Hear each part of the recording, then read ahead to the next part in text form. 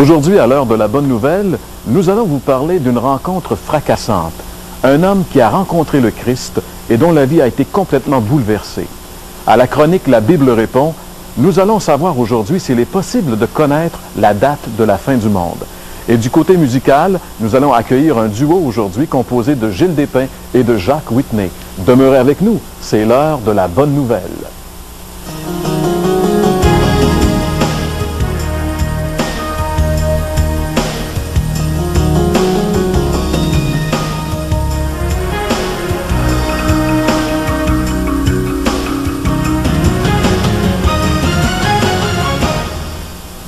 Mesdames, Messieurs, bonjour. Bienvenue à l'émission L'heure de la bonne nouvelle. À nouveau aujourd'hui avec la compagnie de mes collègues François Fréchette et Gaston Jolin. Bonjour. Nous allons vous parler d'une rencontre avec le Christ. Le thème que nous avons abordé cette année, c'est « Ils ont rencontré le Christ ». Et ce thème, nous l'avons pris parce que notre désir, c'est que ce « il » devienne aussi vous, que vous puissiez un jour dire « j'ai rencontré le Christ ». Aujourd'hui, l'homme qui a rencontré le Christ, Saul de Tarse, cette rencontre fracassante dont François va nous parler tout à l'heure, démontre ce qu'est une véritable conversion. Vous savez, la Bible parle de conversion, mais très souvent, on ne sait pas c'est quoi une véritable conversion. Je me rappelle, dans le début de ma conversion, avoir entendu l'histoire suivante. C'était une petite fille qui voulait adopter un petit cochon comme animal domestique. Et puis, bon, elle avait trouvé un petit cochon, exactement celui qu'elle voulait avoir. Elle l'avait amené chez elle, elle l'avait complètement lavé, elle l'avait parfumé, lui avait mis un petit ruban. Et puis, c'était son animal domestique qu'elle aimait, qu'elle chérissait.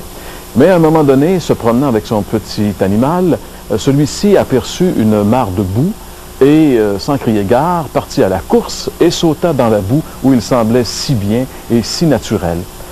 Et bien sûr, la petite fille était très triste de voir que son animal n'avait pas resté si propre et qu'il ne sentait plus bon maintenant. Vous savez, ce petit cochon, l'extérieur du petit cochon avait été transformé, mais son intérieur n'avait pas été transformé. Il avait gardé sa nature.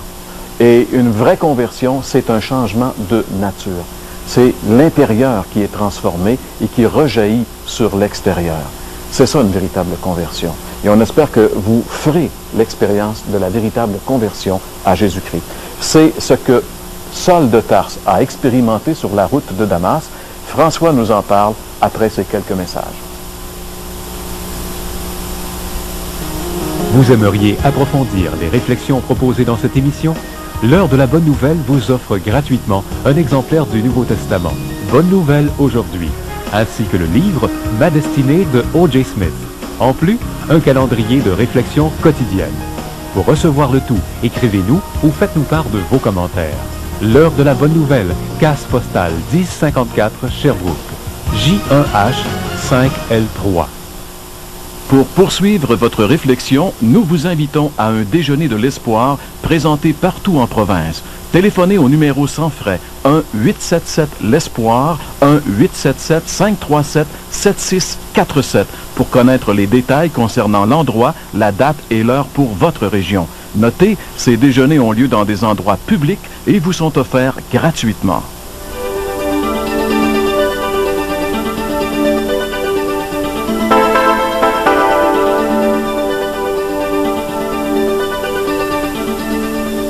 L'histoire des sectes, comme celle des Millerites du 19e siècle qui a donné naissance aux adventistes du 7e jour, les témoins de Jéhovah ou encore notre Moïse national qui a amené ses adeptes vers la catastrophe, ont tous pour point commun d'avoir prédit une date précise pour la fin du monde. Et le plus bizarre dans l'histoire, c'est que, évidemment, la date s'étant avérée fausse, leurs adeptes ont persévéré à suivre leur gourou. Et encore aujourd'hui, ces pseudo-prophètes modernes ont la démangeaison de trouver cette date fatidique. Pourtant, le Seigneur Jésus-Christ, lorsqu'il était sur la terre, a parlé beaucoup de la fin du monde. Et à propos de cette date, il dit ceci, qu'on peut lire ensemble dans l'Évangile selon Matthieu, chapitre 24, et le verset 36. « Pour ce qui est du jour et de l'heure, personne ne le sait, ni les anges des cieux, mais le Père seul. » Si Jésus nous dit une telle chose, ce serait bon pour nous de le prendre au sérieux. Si quelqu'un vient vous voir pour vous dire qu'il connaît la date de la fin du monde, faites ceci, fuyez-le rapidement, parce qu'on ne peut pas connaître la date de la fin du monde. La rencontre de Saul de Tarse avec le Christ est sans doute l'une des plus spectaculaires qui soit. Elle est même devenue proverbiale. L'expression « chemin de Damas » tire son origine de ces événements spectaculaires. Expression voulant dire un cuisant échec, un revers. Ces événements sont spectaculaires à au moins deux points de vue. Le premier, c'est spectaculaire parce que la façon par laquelle Dieu s'est adressé à cet homme. La deuxième, c'est les résultats merveilleux dans la vie de cet homme que cette rencontre a produite. La rencontre du Christ avec cet homme a eu de très grandes répercussions dans sa vie, dans son entourage et même jusqu'à aujourd'hui. Mais pour lui, elle a marqué le reste de son existence, au point que tout ce qu'il a fait par la suite, tout ce qu'il a cru, tout ce qu'il a écrit, porte la marque indélébile de cette mémorable rencontre avec le Christ. Il y a au moins trois mots qui résument la rencontre de cet homme avec le Christ. Le premier, c'est le mot « persécution ». J'aimerais qu'on lise ensemble un texte dans le livre des Actes des Apôtres au chapitre 26 et les versets 9 jusqu'au verset 12. Voici ce qui est dit. « Pour moi, j'avais cru devoir agir vigoureusement contre le nom de Jésus de Nazareth. C'est ce que j'ai fait à Jérusalem. J'ai jeté en prison plusieurs des saints ayant reçu ce pouvoir des principaux sacrificateurs et, quand on les mettait à mort, je joignais mon suffrage à celui des autres. Je les ai souvent châtiés dans toutes les synagogues et je les forçais à blasphémer. Dans mes excès de colère contre eux, je les persécutais même jusque dans les villes étrangères. C'est dans ce but que je me rendis à Damas avec l'autorisation et la permission des principaux sacrificateurs. » Voilà, Saul de Tarse était un persécuteur religieux. Il faisait partie de la division la plus stricte de la religion juive, c'est-à-dire les pharisiens sont ceux qui pratiquaient une obéissance stricte à la loi de Moïse et aux règlements provenant de la tradition juive. Sa religion, ses croyances et son zèle excessif pour Dieu l'ont poussé à persécuter les premiers chrétiens d'une façon inouïe, allant jusqu'au meurtre. J'aimerais vous faire remarquer que c'est ce que nous appelons aujourd'hui du fanatisme religieux. C'est ce à quoi peut conduire la pratique de la religion qui parfois s'oppose à Dieu et ceux qui la pratiquent croient même rendre un culte à Dieu, mais malheureusement font fausse route. C'est en tout cas le cas de cet homme, ce Saul de Tarse. Comme la plupart des hommes, Saul se pense libre et pense connaître, mais en fait est l'esclave de ses préjugés et aveugle. Le deuxième mot que j'aimerais vous proposer est le mot « révélation ». On lit à nouveau dans le texte du livre des Actes des Apôtres, chapitre 9, et les versets 3 à 6. Voici ce que nous y lisons. « Comme il était en chemin et qu'il approchait de Damas, tout à coup, une lumière venant du ciel resplendit autour de lui. Il tomba par terre et il entendit une voix qui lui disait « Saul, Saul, pourquoi me persécutes-tu? » Il répondit « Qui es-tu, Seigneur? » Et le Seigneur dit « Je suis Jésus que tu persécutes. Il te serait dur de regimber contre les aiguillons. » Tremblant et saisi d'effroi, il dit « Seigneur, que veux-tu que je fasse? » Et le Seigneur lui dit « Lève-toi, entre dans la ville, et on te dira ce que tu dois faire. » À vue humaine, il est impossible que cet homme se convertisse. Il est bien trop convaincu, il ne veut rien savoir. Cependant, le Seigneur avait un rendez-vous avec Saul de Tarse. Imaginez, en route pour démolir les membres de la secte, selon son expression, les disciples de Jésus-Christ, appuyé par les dirigeants religieux de son époque, un homme qui avait la haute estime des dirigeants religieux et qui sans doute avait un brillant avenir parmi eux. Cet homme était convaincu d'accomplir la volonté de Dieu en s'attaquant ainsi aux chrétiens. Tout à coup, est-il dit, une lumière venant du ciel, dont l'éclat surpasse celle du soleil, nous dit le texte. Il tombe par terre, entend cette voix qui lui dit « Saul, Saul, pourquoi me persécutes-tu » Et Saul de répondre « Qui es-tu, Seigneur ?»« Je suis Jésus que tu persécutes, répond la voix. Il te serait difficile de résister à ma volonté, lui fut-il dit en substance. » La conversion, ou, si vous voulez, toute rencontre avec le Christ est en soi un miracle, une intervention de Dieu. D'une manière ou de l'autre, une révélation et une intervention de Dieu doivent avoir lieu. Cette révélation va anéantir chez Saul de Tarse sa fausse conception de Jésus-Christ, sa fausse conception de lui-même et la fausse conception de sa propre religion. Tant qu'à sa fausse conception de Jésus-Christ, il réalise qu'il n'est pas le chef mort d'une petite gang d'illuminés. Il réalise que Jésus-Christ était bel et bien le Messie de Dieu, mais qu'il l'avait méconnu. Persécutant les chrétiens, c'est le Christ lui-même qu'il persécutait. Peut-être que votre propre théorie sur Jésus-Christ est aussi erronée que celle de Saul de Tarse. Êtes-vous prêt à remettre en question cette même théorie? Quant à sa fausse conception de sa religion, Saul de Tarse, comme juif endurci, était convaincu de détenir la vérité. Mais la révélation de Jésus-Christ fut pour lui tout un choc. Quand Saul de Tarse tomba par terre, eh bien, c'est tout l'édifice de sa religion qui s'est écroulé du même coup. La religion de Saul de Tarse, comme la plupart des religions, sinon toutes, ont comme dénominateur commun un salut par les œuvres. En effet, considérez la plupart des religions, nommez-les, nommez la vôtre. Elles vous diront toutes, d'une manière ou d'une autre, ce que vous devez faire et ce que vous ne devez pas faire afin d'obtenir la faveur de Dieu. De plus, aucune d'entre elles ne vous donnera une certitude face à la mort et à l'au-delà. Le message de Jésus-Christ est à l'opposé de cette conception.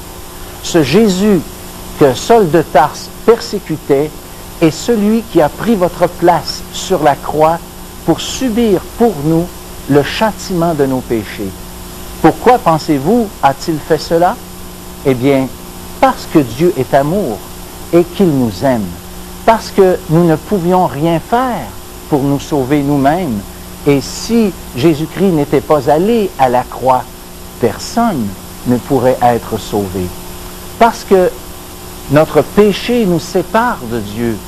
Parce que Dieu exige que la justice soit faite et que le péché devra nécessairement être puni.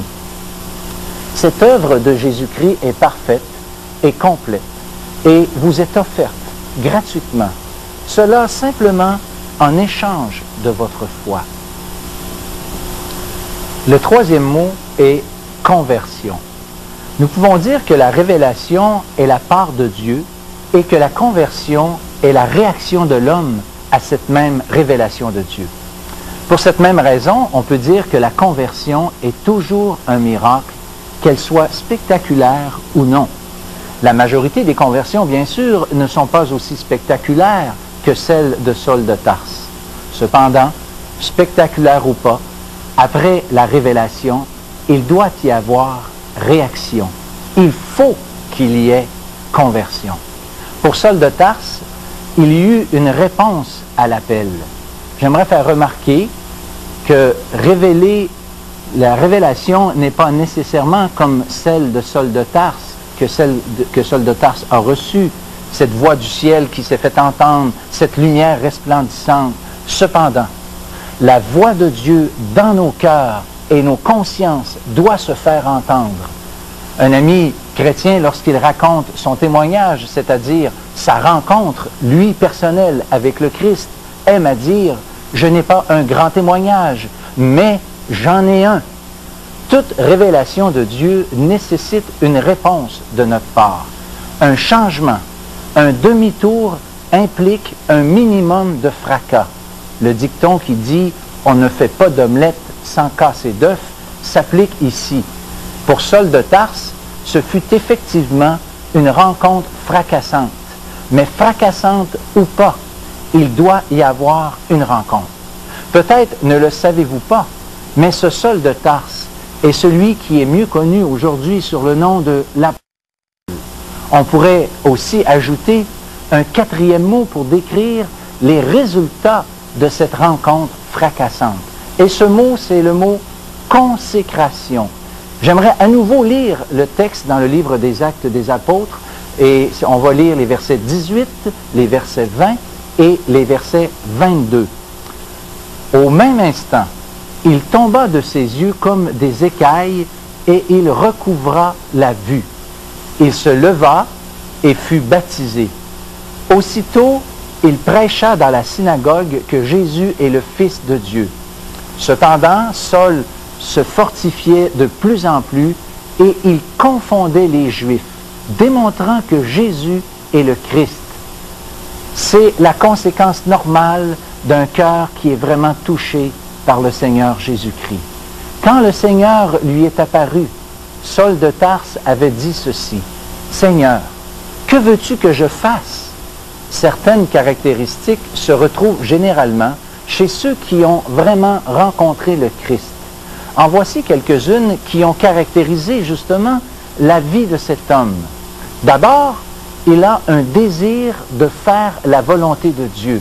C'est ce qu'il a exprimé lorsqu'il a demandé « Seigneur, que veux-tu que je fasse? » Aussi, lui qui avait l'habitude de décider de ses actions, accepta maintenant qu'on le prenne par la main. Manifestation évidente d'une dépendance jusque-là jamais expérimentée par cet homme si indépendant. D'ailleurs, le propre de l'homme est de vivre indépendamment de son Créateur. Et c'est là, de toute façon, l'essence même du péché. Celui qui se tourne vers Dieu accepte de changer cet état de choses. On voit aussi qu'il a été baptisé, le baptême étant la marque des premiers pas d'obéissance dans le désir de s'afficher publiquement pour le Christ. Aussi, Saul de Tarse se joint à un groupe de chrétiens qui, eux aussi, ont fait une rencontre personnelle avec le Christ. Le texte nous révèle aussi qu'il commence à rendre publiquement témoignage, et cela en prêchant librement au nom de Christ. Rappelez-vous, celui qu'il persécutait peu de temps avant.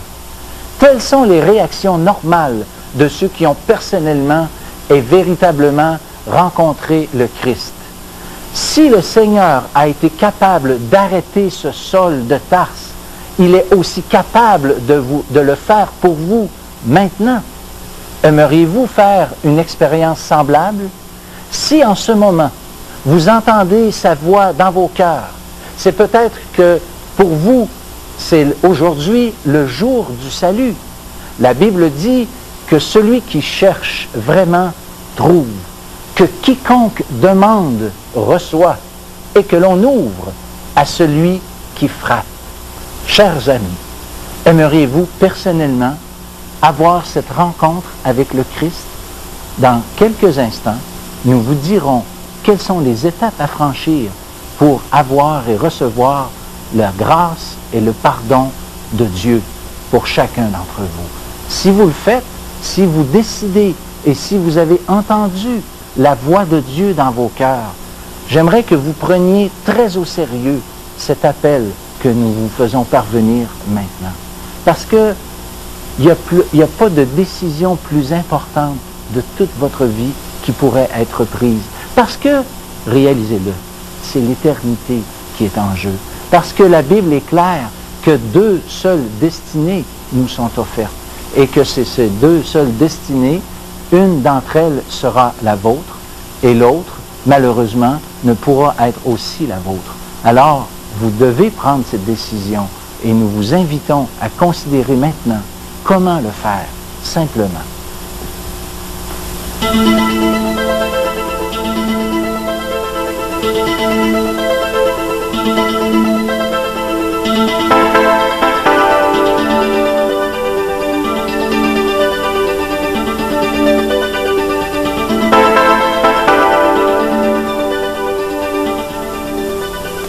quel bel exemple d'une véritable conversion dans la vie de ce Saul de Tarse qui est devenu l'apôtre Paul. L'apôtre Paul qui est connu de la plupart des gens aujourd'hui. Et pourtant, c'est justement lui qui, après avoir rencontré le Christ sur le chemin de Damas, après avoir cédé sa vie à Jésus, après s'être engagé dans cette marche avec le Seigneur, cette vie a été une vie transformée. Et puis ce nom qu'il persécutait, qu'il haïssait, par ignorance bien sûr, ben c'est le nom qu'il prêchait avec force, avec toute l'énergie que Dieu lui donnait. C'est ça la conversion. Bien sûr que les gens n'ont pas tous tout à fait la même expérience. Pourtant, c'est quand même vrai qu'une conversion est nécessaire dans la vie de chacun. Parce que on est né pécheur, puis on est en route vers la perdition. Mais la conversion, qu'est-ce que c'est? Peut-être que vous aimeriez dire, ben, moi aussi j'aimerais faire cette expérience de la conversion dans ma vie. Eh bien, cher ami, la conversion, c'est lorsque vraiment on ouvre son cœur au Seigneur, comme Paul l'a fait, bien sûr. Et puis que là, on lui cède la direction de nos vies. Lorsque on donne au Seigneur la clé, le contrôle, comme Jésus l'a si bien dit, je me tiens à la porte et je frappe. C'est lui qui entend ma voix, puis m'ouvre la porte. Le Seigneur, lui, il force pas l'entrée, mais il attend votre réponse. Si quelqu'un entend ma voix, on a entendu ça de notre ami François, on a besoin d'entendre dans le fond de nos cœurs, dans le fond de nos consciences, l'appel du Seigneur. Puis sans doute qu'aujourd'hui, le Seigneur vous appelle. Et puis vous dites, ben j'aimerais moi faire l'expérience de la conversion.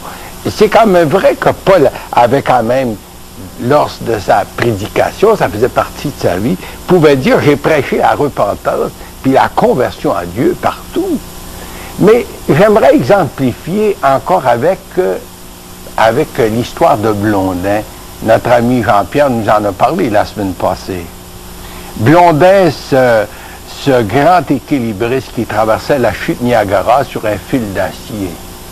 Et puis un jour, il a décidé de traverser son gérant de l'autre côté de la rivière.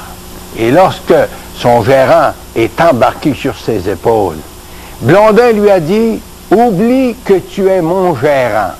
Tu es maintenant Blondin. » Et c'est ce qui arrive lorsqu'on accepte Jésus comme sauveur. C'est plus nous, c'est Christ qui vit en nous. Paul avait dit, j'ai été crucifié avec Christ. Si je vis maintenant, c'est plus moi, c'est Christ qui vit en moi.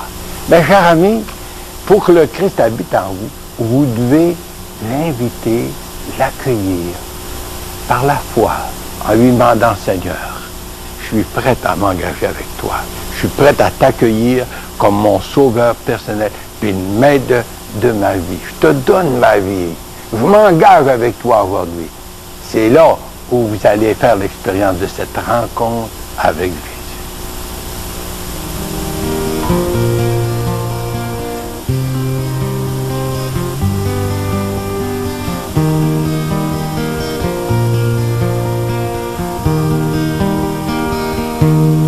Tu peux naître de nouveau, tu peux tout recommencer, balayer ta vie passée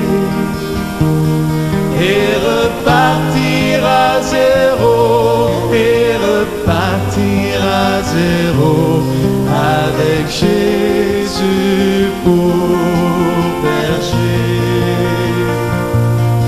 Et repartir à zéro, avec Jésus pour berger. Tu Tu peux boire de cette eau, source de la pureté, source de la vérité. Tu peux boire de cette eau, tu peux boire de cette eau, source de l'éternité. Tu peux boire de cette eau, tu peux boire de cette eau, source de l'éternité. Tu peux être pardonné pour tous tes péchés passés, car Jésus a tout payé. Tu peux recevoir la paix, tu peux recevoir la paix, source de la liberté. Et repartir à zéro, et repartir à zéro, avec Jésus pour berger. Et repartir à zéro, et repartir à zéro, avec Jésus pour berger.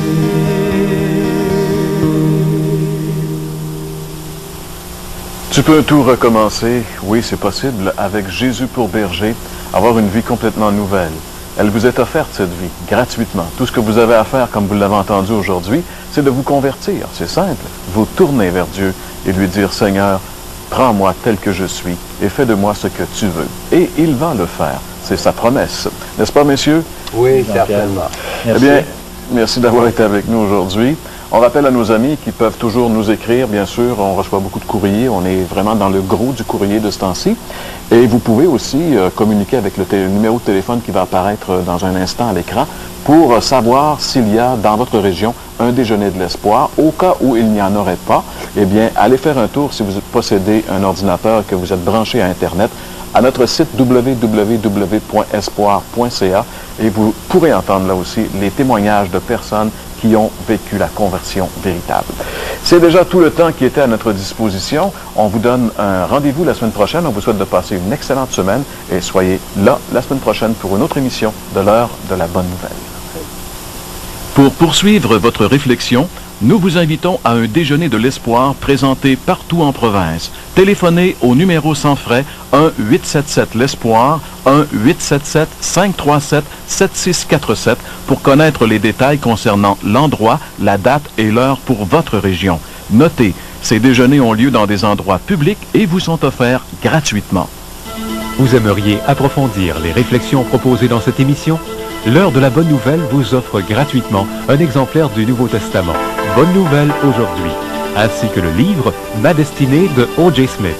En plus, un calendrier de réflexion quotidienne. Pour recevoir le tout, écrivez-nous ou faites-nous part de vos commentaires. L'heure de la bonne nouvelle, case postale 1054 Sherbrooke, J1H 5L3.